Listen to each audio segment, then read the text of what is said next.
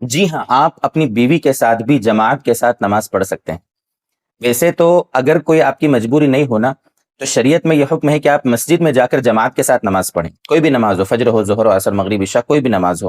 آپ کھیتی باڑی کرتے ہوں، آپ دکان پر کام کرتے ہوں، آپ کہیں پر مزدوری کرتے ہوں، کچھ بھی کرتے ہوں، اگر کوئی مجبوری نہیں ہے، سخت مجبوری، شریعت میں کچھ ایسے عذر ہیں جن کی بنیاد پر آپ فرض نماز جماعت کے ساتھ نہ پڑھیں، آپ اکیلے پڑھ لیں، چلے گا، لیکن کچھ مجبوریاں ہوں تو۔ لیکن اگر کوئی مجبوری نہیں ہو تو جماعت کے ساتھ جا کر نماز پڑھنا ضروری ہے۔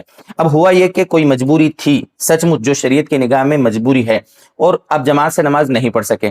اب دیکھا آپ نے کہ جماعت تو نکل گئی، کہیں مجھے جماعت ملے گی نہیں، تو اب آپ گھر پہ آئیں اور گھر پر آ کر اپنی بیوی کو جماعت سے نماز پڑھا دیں۔ اس کا طریقہ کیا ہوگا؟ بالکل سمپل ہے۔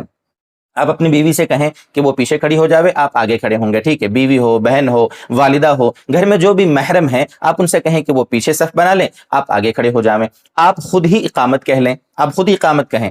جو جماعت کھڑی ہونے کے وقت تکبیر کہی جاتی ہے نا، اللہ اکبر، اللہ اکبر، اللہ اکبر، اللہ اکبر، اشہد ان لا الہ الا اللہ، اشہد ان لا الہ الا اللہ، یہ جو تکبیر ہے وہ آپ خود کہیں گے۔ عورت کا اس طرح تکبیر کہنا یہ مکروہ ہے، آپ خود تکبیر کہیں، اس کے بعد آپ خود ہی نماز پڑھا دیں، ٹھیک ہے؟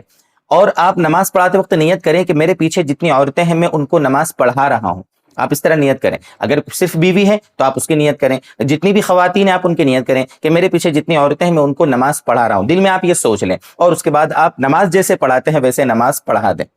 اور اگر مان لو آپ نماز پڑھا رہے اور نماز میں کوئی غلطی ہو جاوے، یعنی آپ نماز میں جو تلاوت کر رہے تھے، الحمد شریف کے بعد کوئی سورت پڑھ رہے تو اس میں کوئی غلطی ہو جائے، تو عورت لقمہ بھی نہیں دے گی، وہ آپ کو غلطی نہیں بتائے گی، بلکہ آپ نے اگر اتنی تلاوت کر لی جتنی نماز میں ضروری ہے، اتنی تلاوت کرنے کے بعد آپ خود رکوع میں چلے جائیں گے۔ یعنی اگر غلطی آ جاوے، اگر کہیں پر قرآن کریم پڑھتے پڑھتے آپ بھول جائیں تو آپ وہاں رکوع کر دیں گے، ٹھیک ہے؟ تو آپ کو سمجھ میں آ ہی گیا ہے کہ بالکل سمپل ہے، آپ نماز پڑھا سکتے ہیں، ٹھیک ہے؟ اس طریقے سے نماز آپ پوری کر لیں گے، دعا کر لیں گے، ہو گیا مسئلہ حل۔